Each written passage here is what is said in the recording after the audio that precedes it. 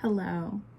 My name is Amelia, and today is my 20th birthday, and I'm really excited about it. I'm getting ready right now. I just got out of the shower and got dressed, so my hair is still wet.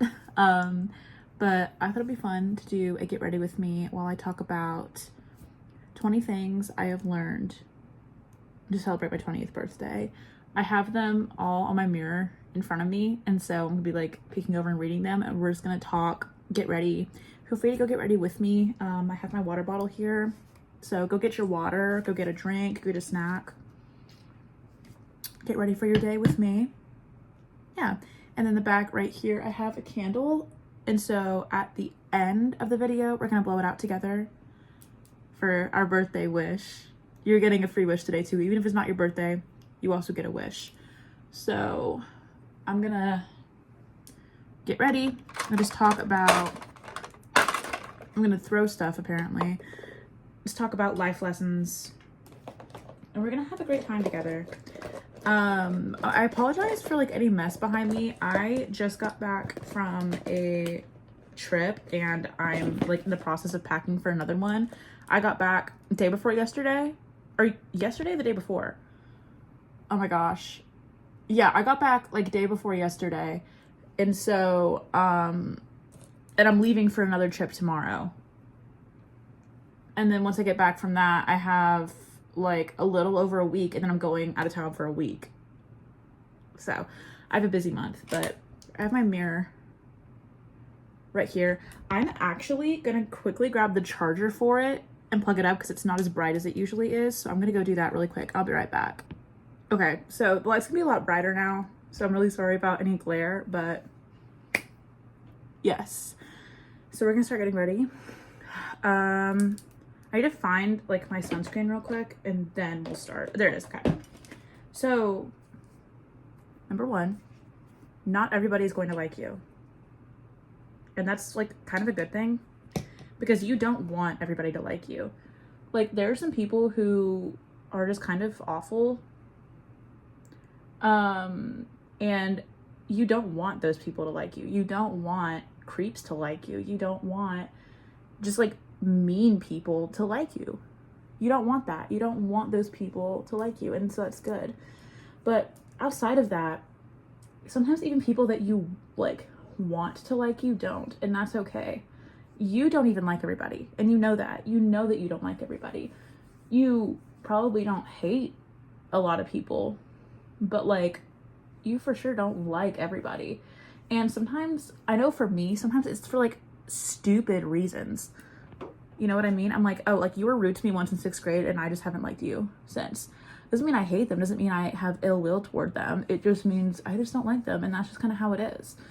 But, you know, not everyone's going to like you, which is okay because you don't like everybody. It's all good. I had to burp. Excuse me.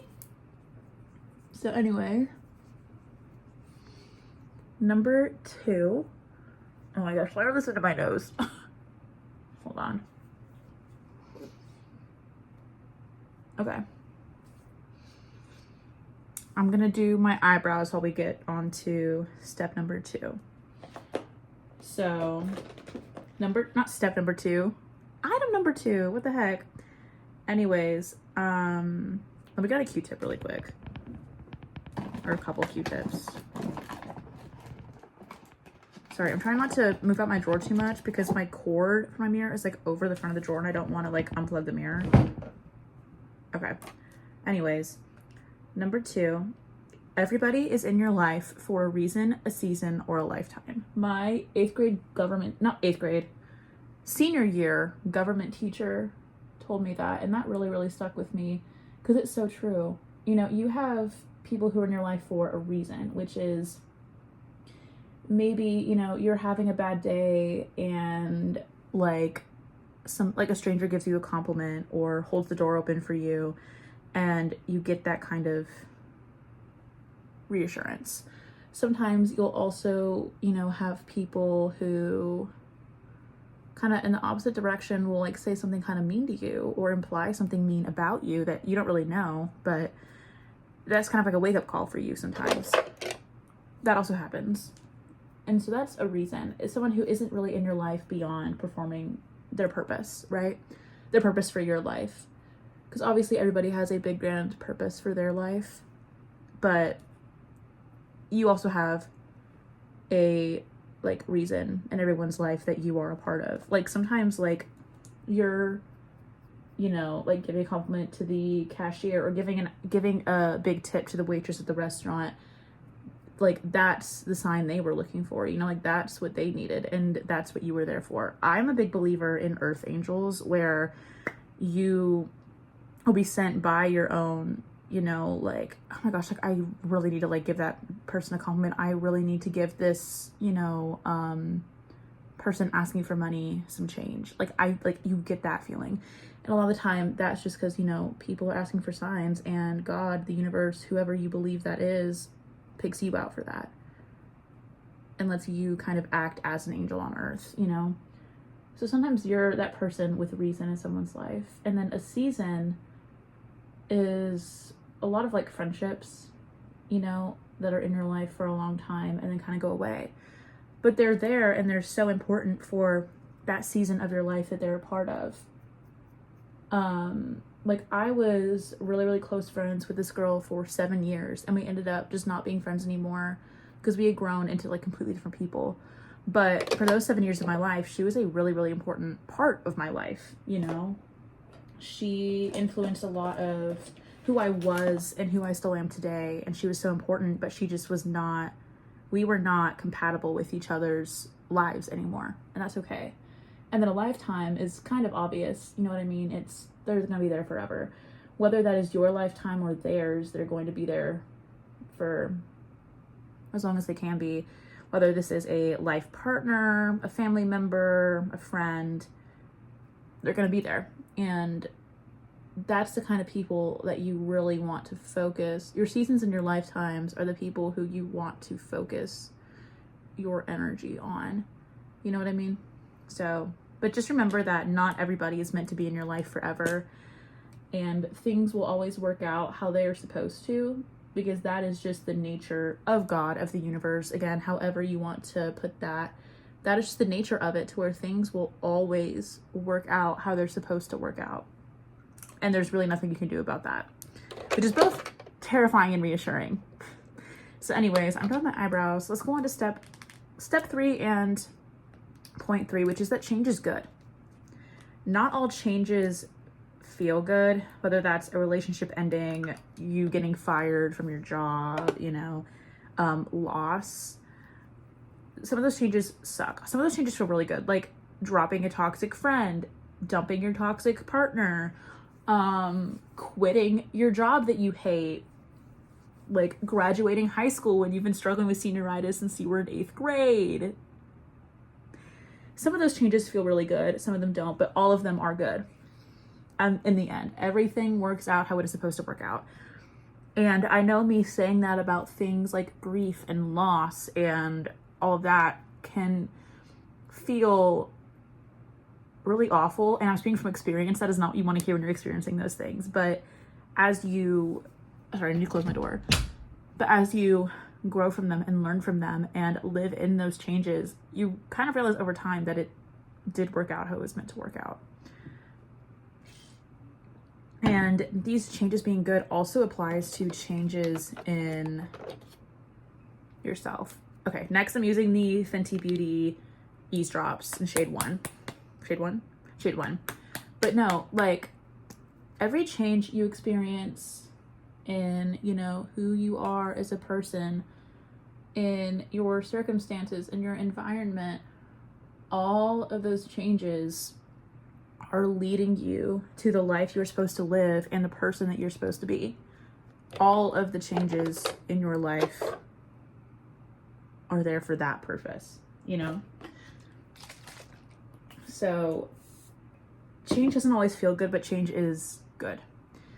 You know, life works in cycles. You know, we all know, like, you know, the circle of life of birth, growth, death, rebirth. And whether you believe in that as just a, you know, energy not being created and destroyed, and so it always kind of cycles, or if you believe in that as reincarnation. I personally don't, but if you do, good for you. Like, whatever you believe in that as, like, that applies to your own life. And this doesn't necessarily apply to the whole length of your life. It's not just birth, growth, death. It's, you know, things in your life are always coming and going and growing and ending. And that's just kind of how life is. And that's beautiful. And if that didn't happen, your life would be really freaking boring. Like, sometimes it feels like, you know, like when you have a lot of changes happening at once, it feels like, okay, like I want to slow down. I want to go a little bit without change, you know, like I want things to stay the same for a little bit. But if you don't go through those periods with that crazy amount of growth and change and death and rebirth and just birth and new things coming, your life is going to be so stagnant. And sometimes you're meant to go through lots of changes at once because those changes are meant to happen like that. Those things are meant to be introduced or taken from your life at the same time. And a lot of times this does mark beginning and ends of your life. Some things are just not meant to go with you. For me, I recently lost my childhood dog. He was 17 and a half. He was old as hell. And I realized, and a lot of prayer and reflection on that loss, he was just not meant to be in my life into my adulthood. He was meant to be there for my childhood. I'm going with concealer. This is the REM Beauty in shade 4. But he just wasn't meant to be in my life for this next chapter of it. And it's heartbreaking. And it is terrifying. You know, for me, we'd had Milo since I was like 2 or 3. And so I'm still navigating life without him. I'm still navigating, you know, waking up in the morning and going to make my coffee and him not standing under my feet in the kitchen while I wait for my coffee to brew. And I'm still, you know, getting used to him not greeting me at the door whenever I get home. And it's painful and it's scary. Change is fucking scary. And it doesn't mean that it's bad, it just means that it's scary. But remember that even when things in your life end, it's just because they aren't meant to go with you into the next stage. Speaking of which, the only thing in your life that will always be with you is you. You are the only part of your life that is going to be consistent forever, that you are going to be with forever. And so think about it like, you know, if you are like locked in a room with the same person forever, you want to at least learn to tolerate them. Because if you just hate the person that you are stuck in this room with forever until, you know, the end of time, you're going to be miserable forever. And I don't think any of us want to be miserable forever. Like, I really don't. Like, no matter how, like, depressed you are, like, you want to feel better eventually, right? And kind of the first step in that is realizing, hey, I'm stuck with me forever. I may as well be someone that I like. I may as well become a person that I like, or I may as well just learn to like who I already am. That although you change and grow as a person, the fact that you are in your own life does not change. And that's just something I realized pretty early. I realized, like, I actually kind of really, like, internalized that when I was, like, 13. But, like, it's true. And you can also still see that, you know, in your, like, interests and hobbies. Like, I still listen to a lot of the music I listened to when I was, like, 12.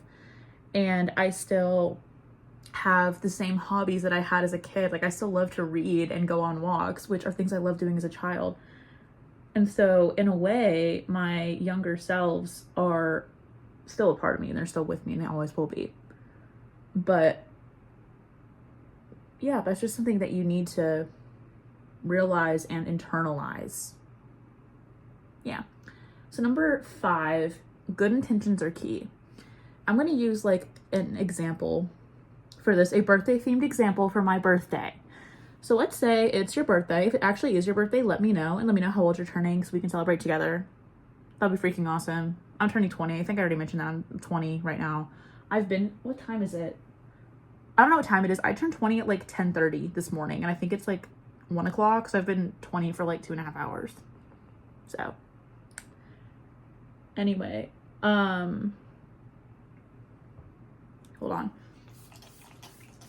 So yeah, we're gonna do a birthday themed example for this one. So let's say that it's your birthday and one of your friends decides, hey, I'm gonna go to Crumble and get them a cookie for their birthday. It's gonna be great. They get you a cookie, they bring it to you. Let's say it's like a dark chocolate chip and you don't like dark chocolate and your friend didn't know that. You're not gonna be mad at them. You're not gonna be like, oh my God, you should have known I hated this flavor.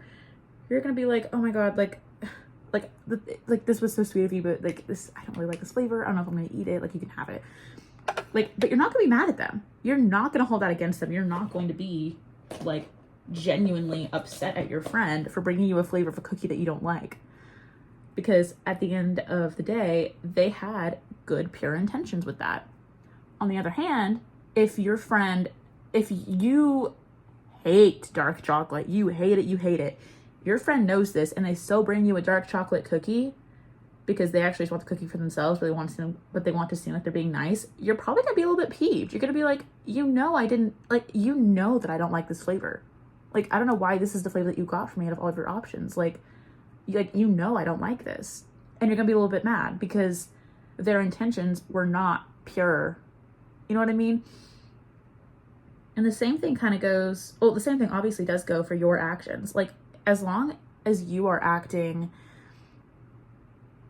as selflessly as possible and with as pure intentions as possible, if you are acting with the intention of not hurting anybody, you're not always going to be in the right and you're not always going to be completely correct, but you are always going to be defendable.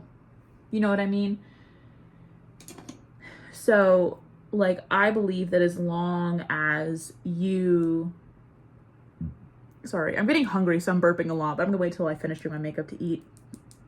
But as long as you are doing everything you can to have as pure of intentions as you possibly can, you're gonna be fine. And I believe God, the universe, is going to work things out how they're supposed to and work things out for the benefit of everybody as long as you are doing what you can to aid in that. You know what I mean? That was kind of a weird way of explaining it, but I really hope that you understand what I mean by that. I think I put on too much blush, but it's okay. It's my birthday. It don't matter. It's my birthday. Anyways, number 6. This is kind of 2 in 1, but it's the same kind of notion. Forgiveness is not linear, and forgiveness does not mean acceptance. So I had a friend, the one I mentioned earlier, I think, who I was friends with for so long, and it just didn't really work out. Or I maybe didn't mention her, but I was friends with this girl for 7 years and we ended up growing apart. And she did a couple things to me at the end of our friendship that really hurt me and really kind of messed me up for a while when it came to trusting my other friends. And at the end of the day, I forgive her for it. But that does not mean I want to be her friend again. That does not mean that we are friends. We have not spoken in about 2 years, and that's probably for the best. And I forgive her, which to me means I no longer hold that grudge against her. Forgiveness does not always mean forgive and forget. Sometimes it can. If it's with your kid is doing something they're not supposed to do, you forgive and forget. If they don't know any better, you forgive and forget. But if it's something where it's what you're doing is wrong and you're still choosing to do it, you're probably not going to automatically just kind of forget that they are doing this to you. Or if it's something that is actually super damaging to you, you're not just going to forgive and forget. A lot of the time forgiveness is kind of for your own benefit of, I'm so tired of holding this anger toward you. I am so tired of holding this grudge. I just kind of give up. I just kind of don't want to deal with holding this anger in my heart anymore. I just kind of want to get rid of it. While I'm thinking about it, I'm going to put my earrings in case you're wondering. While I'm thinking about it. I'm wearing these ones today to match my purple top. Can you see them? like little flowers in a little jar. They're really cute. I couldn't like get these in my ear last time I tried to wear them because my nails are really long. So I'm gonna pause this and then come back. So give me a minute. Okay, I got them in. They're really cute. You can't really see them because the lighting's really bad, but it's fine. Can I like do this and you can see? Hold on. That's not gonna help. You can kind of see it on this side though. That was really easy. I don't know what was wrong with me last time, but like I literally could not even like get them in my ears. It was stupid. Anyways, we're gonna move on to point number 7 because I forget where I was at my tangent with point number 6. And we're also gonna put on powder while we do this. No, we're gonna do highlight then powder then highlight. This is the powder. Charlotte Tilbury. Anyways, number 7. Your relationships are only as good as what is mirrored back to you. This is meant to be like what effort is reflected back to you. So like, for example, let's say you have, this is also kind of about that girl I was friends with for so long, but she and I were long distance friends for most of our friendship because we were friends from 11 to 18 like ages. And we were long distance friends for most of our friendship because she moved when we were like 13. So, okay. If you have a long distance friend and both of you are putting in a decent amount of effort to call and text a couple times a week, to at least just communicate consistently, maybe you're writing letters, we did that for years. You're both kind of trying to initiate plans to visit each other as equitably as possible. Like if you have a better paying job, but you're expecting them to put in all the effort to like come visit you, like, you know what I mean? It's like, ugh, like maybe that's not the right way to go about that. But like, as long as your effort is equitable, your relationship is going to last. Our relationship started really falling apart when she quit putting in effort to communicate with me. And that's just what sucks, you know, is if you're putting all of this love and energy into a relationship and it's just simply not being reflected back to you, that relationship is not going to bring you joy, which is so important in all of your relationships, that you know, are joyous in them. Like obviously I don't mean like every second of your friendship has to be sunshine and rainbows, but I do mean that overall you should feel happy when you hear this friend's name. When you get a text from this friend, you should feel happy. You should not feel like, oh, them again, or like finally they text first, or finally they're answering me. You should feel happy whenever you hear from them and about them. It should not feel like a chore to communicate with your friends, and your friends should not find it to feel like a chore to communicate with you. This obviously also does go for family and all of that, but right now my focus is on my personal experience with a friendship with this problem. Sorry, my nose. It rained last night, and so like I think all of the pollen that has been in the trees for the past like 20 fucking years is down right now, and so I'm just like struggling, but it's okay. We'll make it through. Anyway, does that look okay? I can't even see it right here. Yeah, it looks good. Good enough for government work. Anyways, next, kind of with relationships ending. Conflict is the sharpest cut, but growing apart is the most painful. I feel like that's like kind of what's the word? Like it explains itself. Self-explanatory. Like that is exactly what I mean. Like it is so much easier to like have a fight with somebody and your friendship is over than to grow apart and have to process that you're both changing in different ways and that your relationship is no longer going to work. That is so much more painful than just being angry and being able to just kind of shut them off. I had a friendship end like that in high school where we were kind of growing apart a little bit, but it wasn't anything serious. This was like our senior year. We were both just kind of going toward like different goals in our life. Like we had, you know, different career aspirations and stuff, but it wasn't anything super serious. And like we were still really good friends until we got in this like really bad argument. I don't even remember what it was about anymore. like enough to like actually explain it. But we got in this horrible argument, quit talking. I have not really spoken to her since, and that was such a smooth cut.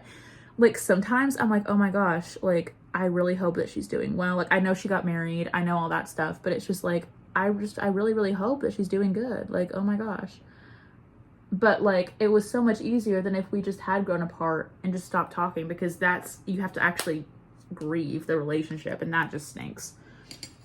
So it's not really something that you can like implement into your life or grow in your life or anything like that. It's just something to like understand, to be mindful of. So anyways, I'm doing some purple glitter eyeshadow because I have on a purple top today. So anyways, I'm gonna blend that onto my eyelid. And I want it to be like actually like purple, because this glitter, this one right here, kind of sometimes will go on kind of sheer, and it's like you only know it's purple if you're like looking at it, but I want it to look purple because my top is obviously purple. Anyways, kind of transitioning out of relationships more into like self-love, your relationship with yourself. So point number 9, exploring yourself is good and exploring yourself is normal and expected. And this kind of goes for every aspect of your life, whether this is something like really deep, like your gender identity, your sexuality, your religion or spiritual beliefs and approach to the world, or if that's something as simple as the way you like your haircut, the way you do your makeup, the clothes you like to wear, what music you listen to. Like those things are so much more lighthearted, but it's so important to explore those things and really figure out what you like, because if you don't explore your options, you're not really going to know what you want. Like if you go, you know, to an ice cream store, for example, and you've never been, they don't have any flavors you've ever had. If you don't sample 1 or 2 of them at least, you're not really going to know what you want, right? Which that's kind of a bad example, but you know what I mean. My point still stands, to where exploring yourself, exploring what you want for yourself is such an important part of growth. And I feel like I'm from Texas, and I grew up in a very religious area, in a religious household, and that's not necessarily a bad thing, but a lot of that exploration when it comes to gender expression, sexual orientation, and, you know, spirituality is not encouraged. It's not necessarily like completely discouraged, as long as you're doing it within, you know, certain set boundaries. But the second you kind of, you know, get outside of that, it's like, whoa, whoa, whoa, what are you doing? Sorry, I'm like cleaning off my eyelash curler. It got kind of nasty. I got eyeliner on it. But anyways, like, so I had a very limited experience with exploring those things, but I was still able to kind of get a taste of androgyny with my gender, get a taste of, you know, like same-sex attraction. And I realized that I enjoy both of those things. And you know, like really being able to kind of explore what I believe spiritually. I grew up with a Catholic dad and a Baptist mom. And so I'm really grateful for that, because it gave me such a broad perspective on Christianity. I'm still a Christian. I still consider myself to be a Christian, at least. Some may not. I do. That's all that matters. But kind of like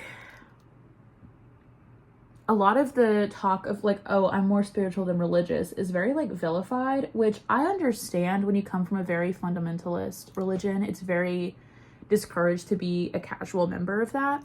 I'm definitely more spiritual than religious today. A lot of that is I had a like religious psychosis episode when I was in like my senior year of high school. If you want me to make a video about that, I can, let me know. But like that really spurred me, and like once I got out of that was like, oh my god, like do I actually believe all of this? Like if it made me that, I don't use the word crazy lightly, I was kind of actually like crazy. Like if it actually drove me that insane, like is it worth it? Is this worth my mental health? Is this worth my relationships? Is this worth it? It was not. But long story short, like just exploring, I just spit all over the place, I am so sorry, but just exploring what you believe, why you believe it, what you like and don't like, why you like it or why you don't like it. gives you a deeper understanding of yourself and actually allows you to be proud of who you are as a person. So yeah. Kind of segueing from that, not really related, but like related enough to where I put it next. Number 10, confronting your shortcomings is proof of self-love. Once again, very self-explanatory. If you care enough to say, oh my gosh, like I really hate the way that I talk to people. I really want to work on that. I really hate the way that I treat my body. I need to work on that. If you are observant enough of yourself to be able to identify those things, that's kind of proof that you love yourself, or that you at least like yourself. But actually working to grow and change and improve is proof that you actually love yourself, even if you don't realize it. So, okay, I'm gonna pause this, do my eyeliner, and come back. So hold on, guys. I'm back and my eyeliner's on. It doesn't look that good, but it's looked worse. I just think I want to make this one, like, I think I want to make them a little bit longer. Anyways, my next one, okay. This is kind of back into relationships, because a lot of my really, like, influential, like, points in my life have been through relationships, whether that's just, like, things I've learned in growing them or things I've learned through them ending. It's just like, that's been the most influential part of my life so far, is my relationships. So this one's kind of having to do with that. It's that it's more fun to embrace who people are than to try to fit them into your perception of them. So like, for example, if you have this friend and you've been friends with them forever and you kind of think of them in a certain light, you think of them as being, you know, a certain kind of person, and they start to grow and change from that, you are going to have so much more fun in your friendship, and your friendship with them is going to be so much enriching when you learn to embrace that new person that they are, right? That's not always what that means, but it's also the matter of, like, you know, if you are meeting somebody for the first time, like if you're meeting one of your friends for the first time, and you have an expectation for maybe what they look like, maybe what their voice sounds like, maybe for, you know, the way they carry themselves, and they don't fit into that, it is so much more fun to actually just, you know, embrace who they end up to be, even though it is, you know, probably different than how you thought they were going to be. It's so much more fun to just embrace that than it is to be upset or disappointed that you were wrong. It's just so much more fun. These next two kind of contradict each other a little bit, but they're both true. So after this next one, the rest of them are really brief and kind of more lighthearted. So that's what we're going to be getting into. Also, look at how cute this mascara is. It has unicorns on it. It's from Pacifica. Let me actually show you this really quick. So you open it. It's the mascara wand, right? Then you twist this on the end. And now it's like shorter. Like you can see it move. This is for length. This is for volume. How stinking cool is that? Oh my gosh. I only ever use it the lengthening way because I like really long, like spidery lashes. Anyways, looks are the least important thing about you. That's number 12. Looks are the least important thing about you. Like, what is so important is how you treat people. And I know that's so generic, but it's really, really true. Is that, like, think about the most recent stranger you've interacted with that you remember exactly how they look. Unless you just saw them like an hour ago, you probably don't remember exactly what they look like. And if you do, it's probably because they said something kind to you and not because you went, ooh, they're hot. You know, because sometimes that does happen though. I will admit I'm actually going to flip my mirror so it'll like zoom in more. Sometimes it does happen to where you're like, oh, like this person's really attractive, and you remember that, but you still don't remember anything else about them, really. And really what people will remember about you is how you treat them. And I know that's, again, a really generic, like, point, a really generic thing to say, but it's so really true. Because I don't think of anybody that has, like, done me good as ugly. Even if they're not conventionally attractive, I'm not like, ugh. You know what I mean? I know it's like kind of mean to say when I put it like that, but like, you know what I mean. Like, Sorry, I'm doing my mascara. But what's so much more important than how you look is how you treat people, because you can be the most beautiful person on the outside, but if you treat people poorly, you're gonna be ugly. And that's how it is. Like, they kind of go hand in hand, right? Like, I think the most beautiful people I've ever met are people who are pretty on the outside, but are also kind, right? Like, that's just how I feel about it. Because I truly believe that, like, being ugly on the inside, being really judgmental and mean to people makes you ugly on the outside. Some old friends that I've had have been, like, pretty hot. Like they get asked out a lot, they get asked for their number a lot, they get flirted with a lot, but they're not kind. And around the end of my friendships with those people, I could not see them as beautiful anymore because I had seen how awfully they could treat people. You know what I mean? And that kind of spoiled the whole package of that person for me. So the way you treat people matters way more than how you look. And this is kind of getting into more of the, like, lighthearted, super brief lessons that I've learned. This one kind of contradicts that one, but it makes sense whenever I actually say it. So just, like, hear me out. You're going to feel ugly in formal attire unless your hair and makeup is done. If you've ever been prom dress shopping, you kind of know what I mean. Where, like, if your hair is kind of greasy and you don't have on, you know, makeup, you're not going to feel like you look good in the dress because you don't look how you're going to look in the dress, like, on the night of prom.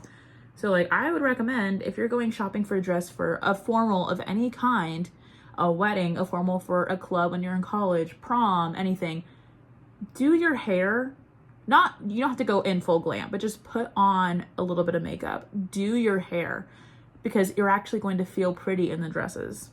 That's a big piece of advice I wish I had learned, because, like, it took me so long to pick out both my prom dresses. The dress I wore to my women's organization formal my first year of college was, like, I didn't have my hair and makeup done and I felt hideous in every single dress I put on.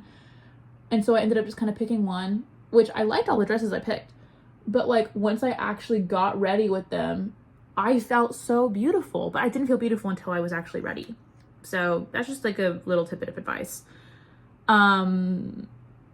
This is kind of going back to, like, your relationship with yourself, but self-kindness is more important than self-love, and it's also the first step to self-love. So, for example, I don't necessarily love the way that my body looks. I am, like, mid to plus size. I wear a size 14, 16. I weigh 200 pounds. I'm 5'6". Like, I'm not thin. I've never really been thin, unless you count the point in my life when I was, like, 13 and starving myself. I was skinny. Didn't look healthy. I was not healthy. I had no period. My organs weren't working properly. I still have health issues from that today, 7 years later. But that's not the point. But it's just, I don't always love my body, but I am always making sure that it is stretched. I stretch every single day. I make sure that I eat 3 meals a day. I make sure that I sleep at least 7 hours a night. I am kind to my body. And because of that, now that I've kind of, you know, grown out of my middle school, I need to be pretty, you know, like my middle and high school really need for beauty.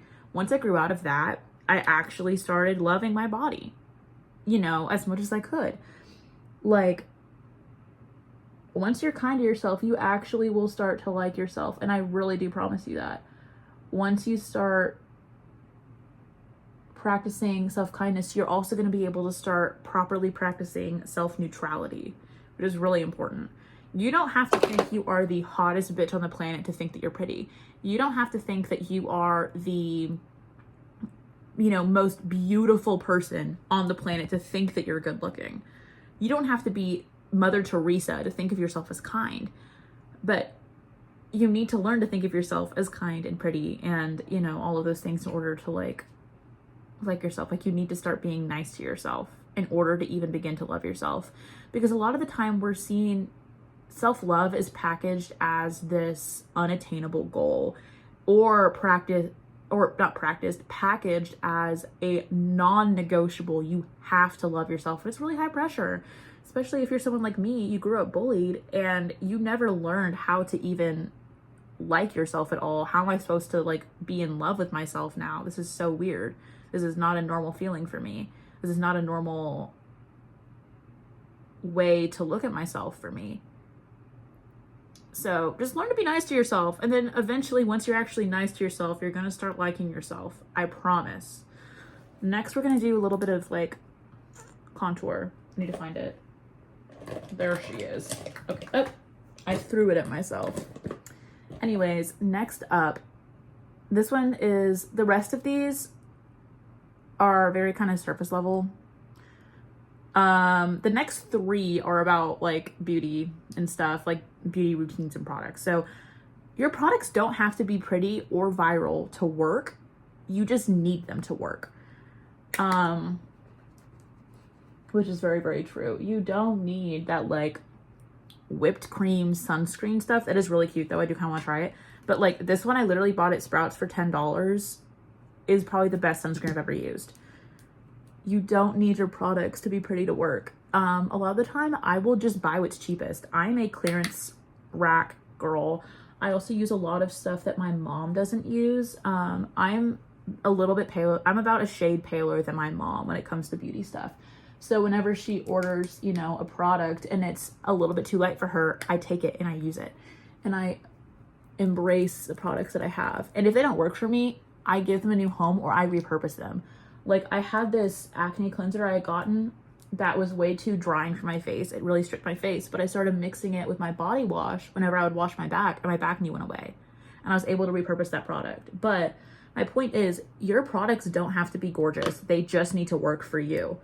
Like my favorite, you know, moisturizer is not the like Tatcha water cream. It's Cetaphil, right? Like Cetaphil is not gorgeous. It is not pretty, but it works really, really good and it's really cheap. Use what you can afford. If you can afford all of these, you know, super nice, gorgeous products and they actually work for you, use them. Use them. But if you're like, oh my gosh, I have to budget in order to buy this lip gloss, go to Dollar Tree, girl. Get you a freaking LA Colors lip gloss. Also, my parents just arrived home, so I'm gonna be a little bit. I'm gonna have to go and like move the car. So I'm gonna come back later and finish these. So maybe like after dinner whenever I finish this video. Like that's okay. I'm putting on lipstick before I go though. Really quickly, the next one. When you're a teenager, you don't need retinol. Unless like your dermatologist prescribes it to you, you don't need it. You need a sunscreen, you need a moisturizer, and you need to drink water. Okay. Also use your nice stuff. It's your stuff. Use your stuff. Why are you saving your stuff for a special occasion that may never even happen? Use your nice perfume. Use your nice lipstick. Use, you know, wear your nice outfits. Like, the special occasions today, because you're alive and you're breathing. That's what matters, not that, you know, I'm saving this perfume. Use the perfume. What the fuck? Like, use the damn perfume. This is my perfume for today. Versace Dylan Purple. This is like one of my favorites. It's very fruity, very cute. Next up, as a woman, self-advocacy is your most valuable skill. Learn to say no and communicate your needs. That's what I mean. I said what I meant. Strength and health is more important than thinness. Kind of back to what I was saying earlier with like self-kindness. It is so much more important to be able to lift and move things. It is more important to be able to run, to be able to, you know, jump and do your daily life and be nourished rather than being thin. That's not important. I'm actually going to finish really quick and then I'm going to go help my parents in. Number 20, starting from scratch is sometimes the best option. It doesn't hinder your growth. It allows you to grow more. Anyways, let's do our birthday wish and then I'm going to say goodbye. Let me turn this off. Okay. Making my wish. Make your wish. Okay. Thank you for getting ready with me. I love you.